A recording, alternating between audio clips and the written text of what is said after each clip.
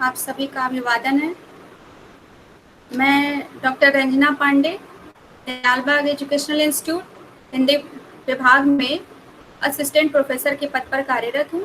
आज हम जिस विषय पर बात करेंगे वो विषय है बिल्लेसुर बकरिया उपन्यास। बिल्लेसुर बकरिया उपन्यास जो है वो मुख्यतः सूर्यकांत त्रिपाठी निराला ने लिखा है और इस उपन्यास का जो पहला संस्करण है वो आपका 1941 में आता है। इस उपन्यास को लेकर कहा जाता है कि ये व्यंग्य शैली में लिखा हुआ उपन्यास है। इस उपन्यास के लिए कहा जाता है यह उपन्यास की एक छोटी विधा है। इस उपन्यास के बारे में जब हम बातचीत करते हैं या चर्चा करते हैं तो हमेशा हमें प्रगतिवाद का जो स्वर है वो इसमें देखने को मिलता है। इस उपन्यास का जो मुख्य नायक है वो आपका बिल्लेसुर है। बिल्लेसुर जो है वो मुख्यतः एक तरी के जो शुक्ल है वहाँ के रहने वाला निवासी है। इसके पिता का जो नाम है वो मुक्ता प्रसाद है और फिर मुक्ता प्रसाद के जो 4 पुत्र होते हैं, इन 4 पुत्रों में बिल्लेसुर जो है वो बहुत ही महत्वाकांक्षी रहता है। जैसे ललई और जो और दुलारे हैं ये लोग उतने महत्वाकांक्षी नहीं होते हैं और मुक्ता प्रसाद की मृत्यु हो जाती है। इसके बाद इन चारों जो पुत्र होते हैं उनकी जो देख रेख है वो उनकी माँ करती है। लेकिन माँ की मृत्यु के बाद क्या होता है कि फिर से ये जो पुत्र हैं वो आपस में बट जाते हैं और फिर ये अपना जीवन यापन करने लगते हैं। धीरे धीरे क्या होता है ये सब जो चारों दो दो हिस्से में बटते हैं वो फिर वो अलग अलग हो जाते हैं। इन चार जो पुत्र हैं उनका नाम है मन्नी, ललई, बिल्लेसुर और दुलारे। लेकिन मैं एक बार फिर से कह दूं कि ये जो बिल्लेसुर है वो आपका एक महत्वाकांक्षी युवक है, वो बैठ के खाने वाला नहीं है। जैसे अन्य भाई जो है वो इस तरह के महत्वाकांक्षी नहीं है, लेकिन बिल्लेसुर में ये चीज है कि वो अपनी अपार जिजीविषा को लेकर आगे बढ़ता है और इसीलिए वो उस समय जिसको हम विदेश कहते थे वो बंगाल जाता है और बंगाल में वर्धमान एक जगह है वहां पे जाता है एक नौकरी करने के लिए, जहाँ पे सत्य दिन मिलते हैं और उनकी पत्नी के साथ वो बहुत ही अच्छे संबंध बनाने की कोशिश करता है ताकि उसको अच्छा उसका जीविकोपार्जन हो सके। कुछ दिनों बाद क्या होता है उसमें भी आप देखेंगे कि वो वाकपटु बहुत ज्यादा है। मतलब वो समझता है कि किससे कौन सी बात की जाए और कैसी बात करके किसी का मन हर लिया जाए, कैसी किसी की मनोवृत्ति है। वो आपको सत्यदीन और उसकी पत्नी के साथ जब बिल्लेसुर का संवाद होता है तब आप देखेंगी कि सत्यदीन की पत्नी को कोई पुत्र नहीं हो रहा होता है और फिर कहीं ना कहीं वो जानता है कि इनको अगर इनसे अगर काम निकालना है तो आध्यात्मिक जो कथा है उसको मुझे बतानी पड़ेगी। बिल्लेसुर ये सोचता और फिर सपने की बात करता है और सपने में भगवान के आने की बात करता है और भगवान ने ये कहा है उस हिसाब से करता है जिस हिसाब से उसका काम जो है वो चल सके। फिर उसके बाद काफी दिन वो रहता है, फिर उसके बाद वो फिर से गांव आता है। गांव आने एक युवक का विदेश जाना और विदेश से फिर गांव आना ये बहुत बड़ी एक कहा जाए उपलब्धि है कि युवक का जो लगाव था वो कहीं ना कहीं गांव की मिट्टी से था। फिर आप देखिए जब वो गांव आता है तो गांव आने के बाद बहुत से, क्योंकि एक बात आप ध्यान रखिएगा वो जो युवक है वो ब्राह्मण है। ब्राह्मण अब आप आजादी के बाद का जो परिवेश है वो अभी भी या अभी हमारी 21वीं शताब्दी चल रही है, फिर भी हम कहेंगे कि सबसे ज्यादा जो हमारी मानसिक वृत्तियां हैं वो जाति पर ही केंद्रित होती हैं। जाति पर ही हम किसी का मूल्यांकन करते हैं, जाति पर हम किसी का बहिष्कार करते हैं, ज्ञान गुण और प्रतिभा को हम दूसरे नंबर पर रखते हैं।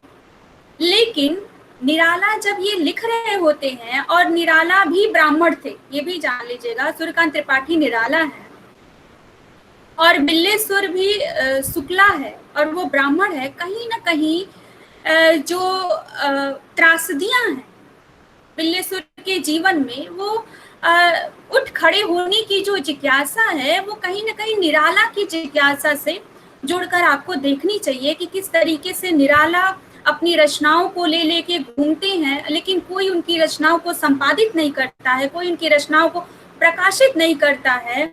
और अंत में वो बहुत लंबी रचना राम की शक्ति पूजा, सरोज स्मृति, जूही की कली जब लिखते हैं तो इनके ऊपर काफी आरोप लगाए जाते हैं किस तरीके से अश्लील कविताएं कैसे ये लिख सकते हैं, जबकि जूही की कली को कहा जाता है कि ये मुक्त छंद की पहली कविता है।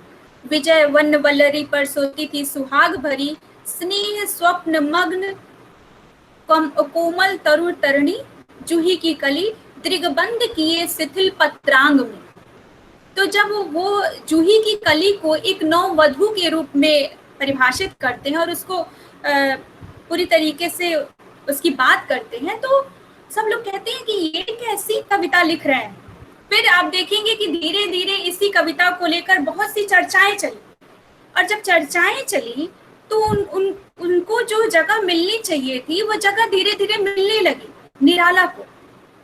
इसी तरीके से उन्होंने कविता लिखी स्नेह स्वप्न मग्न, वो स्नेह निर्झर बह गया, रेत तन ज्यों रह गया, ये सब उदासी की कविताएं हैं। लेकिन जब निराला के शक्ति पूजा लिखते हैं और कहते हैं होगी जय हे पुरुषोत्तम नवीन, यह कह महाशक्त हुई राम के वदन में लीन, तो ये कहीं ना कहीं राम की जो शक्ति पूजा है वो कहीं ना कहीं निराला की शक्ति पूजा है।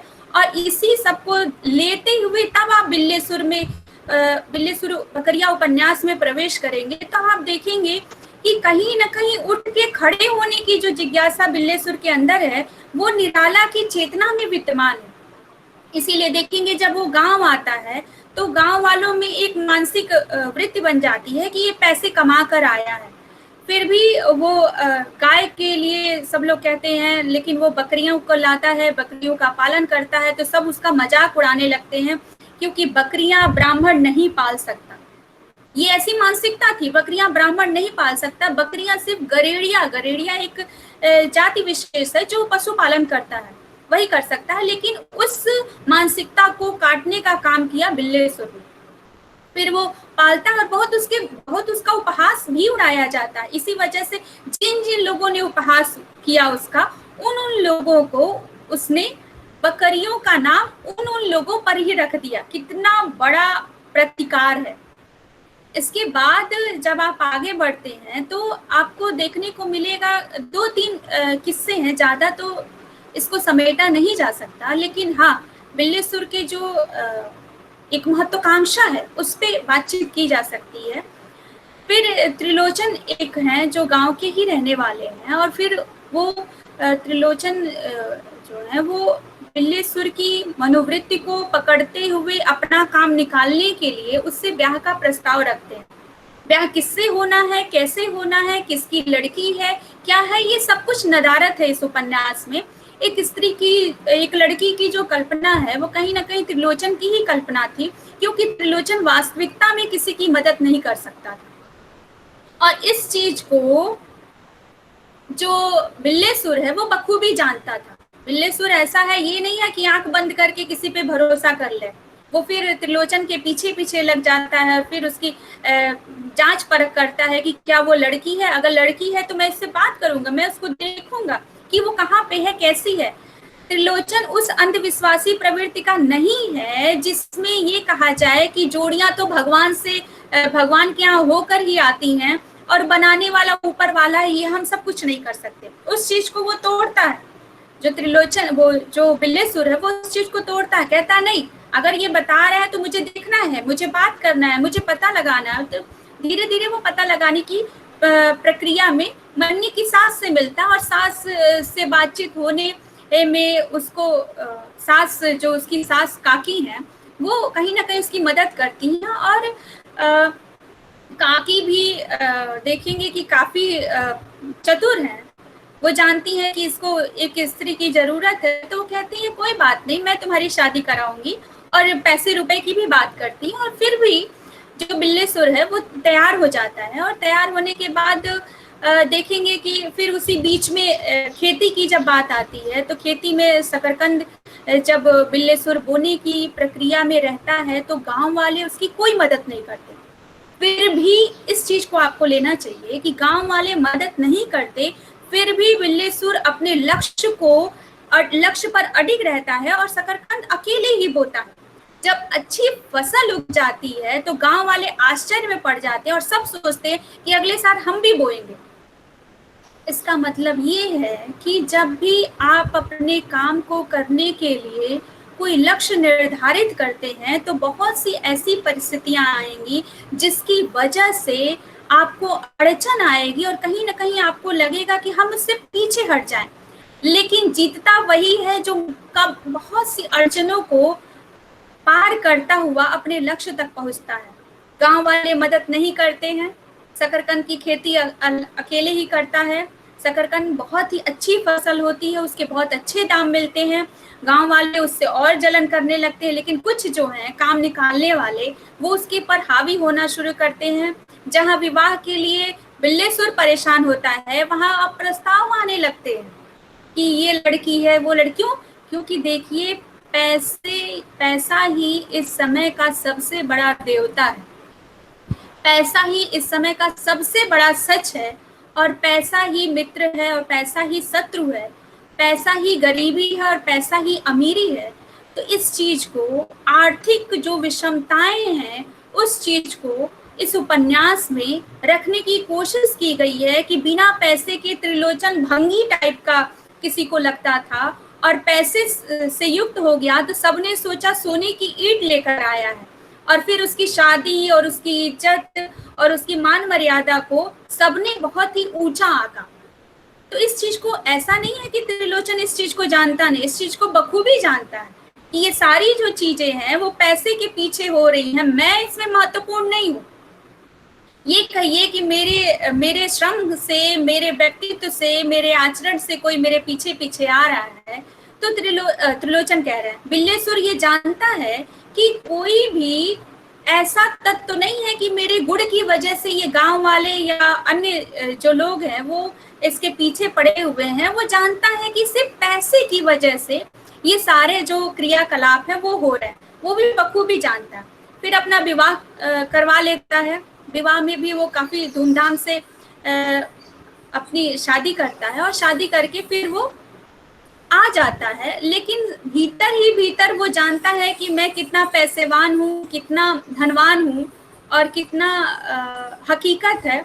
लेकिन लाख सबने टटोला हो, किसी को वो ये नहीं बताता कि जो पैसे का मूल स्रोत है वो वास्तविकता में कहाँ से है, और वो ये भी नहीं बताता कि मेरे पास कितना धन है जिसके पीछे तुम लोग आंख लगाए खड़े हो।